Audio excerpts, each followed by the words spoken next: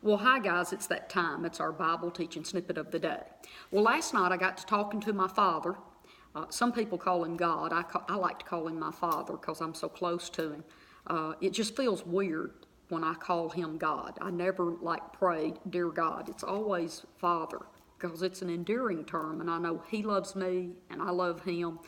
And Jesus prayed in John 17 that I would be one with the Father, like he's one with the Father. And I am. And I am so in love with my Father and with Jesus and Holy Spirit. So anyway, let's move on. I got to praying and talking to my Father. And I asked if I was done with this teaching on divorce. And he started revealing some more stuff to me in the study that I've done. And so there's 2 or 3 things I want to talk about today just to try to clean it up and make it make more sense, because I've already told you I've never actually tried to teach this before and strategically talk about the things that I've studied out. So today I'm just going to try my best to really settle this down and make it clear. So let me start and just let me start here. Okay, I'm going to go back over to Matthew chapter 5, verse 31 and 32, and tell you some things about those 2 verses. In verse 31, okay, I'm going to read it, and I'm in the disciples' literal New Testament. It's really, really strategically following what the Greek says, okay? So here we go. Verse 31, this is Jesus talking. And it was said, whoever sends away his wife, let him give her a divorce certificate. Okay. I want to talk to you about that real quick. Number 1, that word let him give, that actual word there is let him grant to her. Let him grant her a divorce. Okay.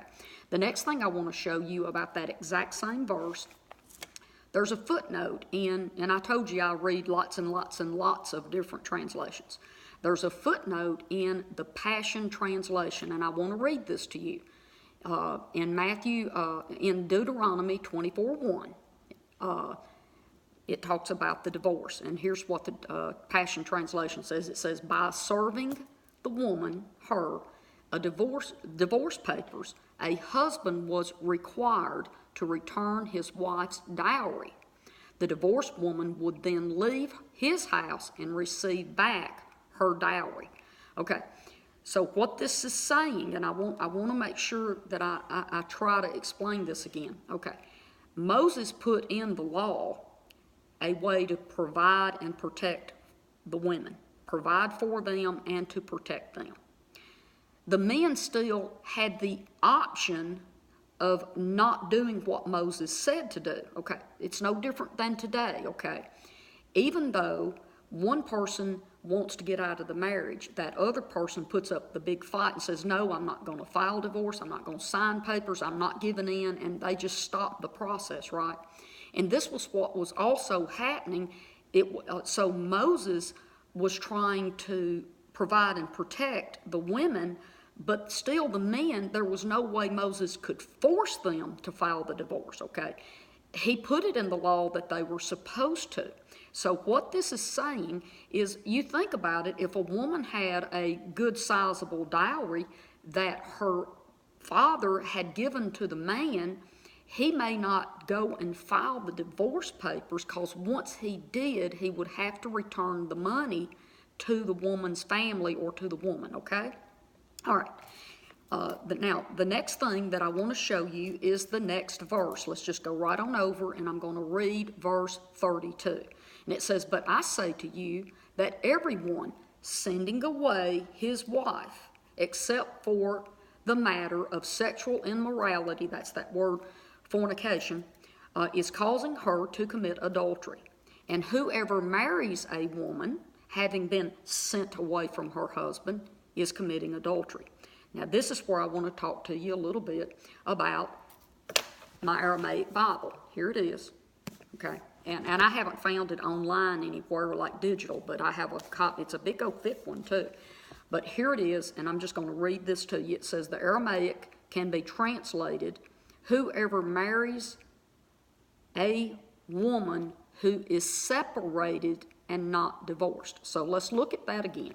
In that last half of that verse there, whoever marries a woman who is separated and not divorced is committing adultery. Okay, so when we start digging down and seeing that Moses was trying to take care of the women and grant them what was rightfully theirs, and the men were not wanting to follow along with that because they didn't want to lose any money, okay, or take on responsibility of taking, because if they had children, even back then, the man was responsible to help support those, okay? And then, of course, we see here in verse 32, it says, but I say to you that everyone sending away his wife, not divorcing her, is causing her to commit adultery. And then I'm going to go back and talk about that again one more time today, about anyone sending his wife away except for this one reason.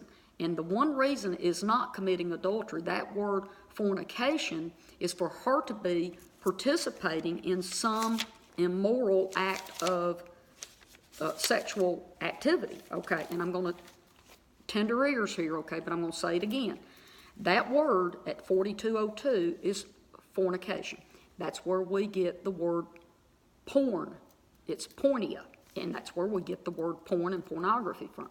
It talks about illicit sexual intercourse, homosexuality, lesbianism, bestiality, pedophilia, incest. That's what that verse is saying.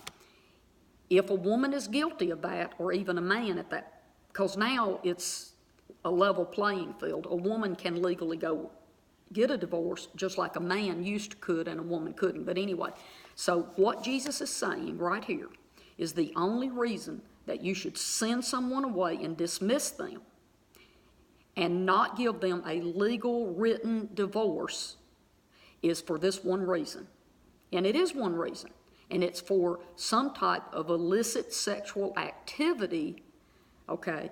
But that's not talking about her burning the biscuits or any of that. And it's not her just committing adultery or him committing adultery, okay?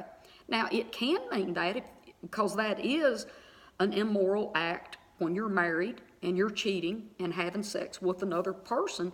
That is adultery. I'm saying, though, that's not what Jesus was saying was the one and only reason.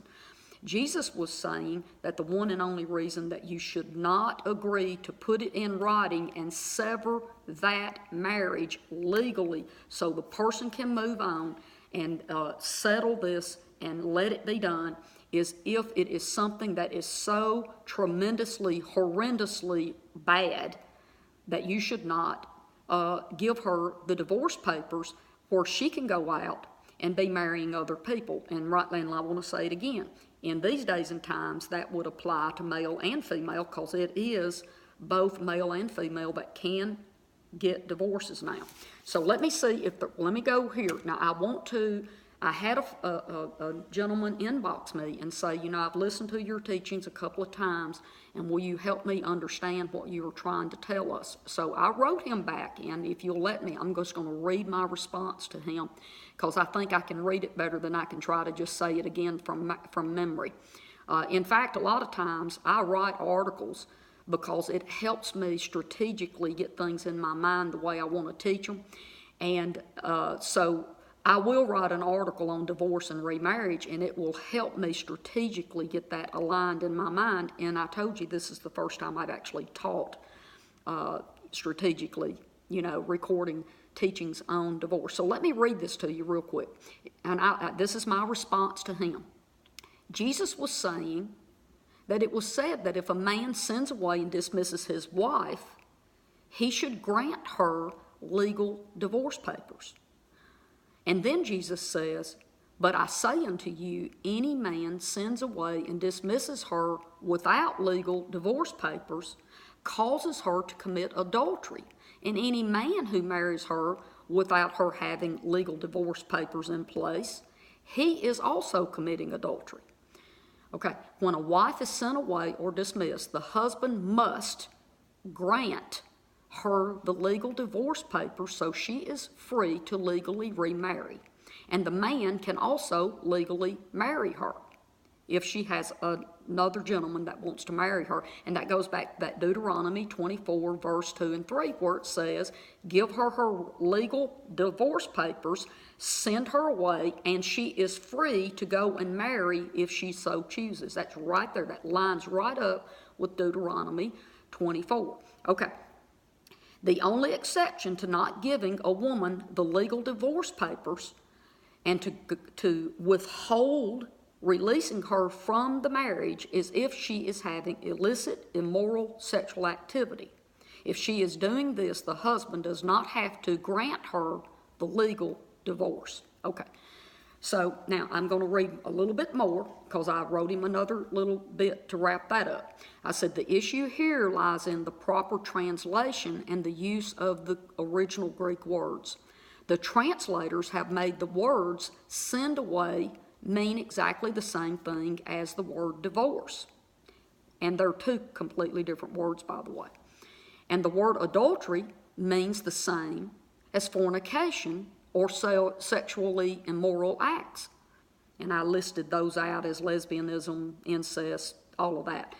These specific and completely different Greek words are all mingled and mixed, making the scripture say what the translators believed that Jesus was trying to say. Now, I don't know that they did it on purpose, and they could have. I mean, there could have been a man that was translating it and just wanted to pull it over into, but anyway, I think it was just, they translated it from their own mindset, and I'm going to go right back to that woman at the well. How many times have you heard people teach the woman at the well was divorced 5 times? And that she was having sex with the man she was living with. And the actual real Greek rendering of that scripture does not say she was divorced. It said she had 5 husbands. It doesn't say what happened to the husbands. And it says that the man she lives with now was not her husband, meaning that she was not married to whoever the man was that she was having to live with, which could have been a father, an uncle, or a brother. Okay, so let me keep going. Now, this is what I want to drive home today. Jesus did not come to destroy what God put in place or to work against what was already established. With that said, there were things added by the Pharisees that Moses did not write. Divorce on Deuteronomy 24, 1 through 4 was not added by the Pharisees. So yes, they added a lot of different laws and traditions. Remember, Jesus said, your traditions and doctrines of men. They did add stuff in, but this was not added in. This was written by Moses, directed by God. Now, I'm going to read you one more thing because this morning I got up and wrote this out. I was so clear-minded, and I need to hurry up because I don't want to go over time too much today. So in Deuteronomy 24, Moses gives liberty to the women. But we teach that Jesus comes to take it away and put women back in bondage of abusive relationships. Does this make sense? It doesn't. Jesus always came and raised everything to a new level. So the new level that Jesus raised was the only exception of not granting a wife a decree of divorce was if she was guilty of fornication.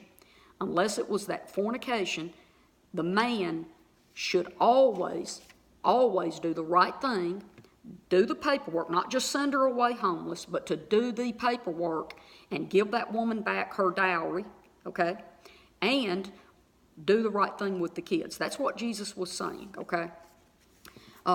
And I wrote this, and hopefully it makes sense. Jesus was not annulling the law of divorce or restricting it or pulling it down to only adultery.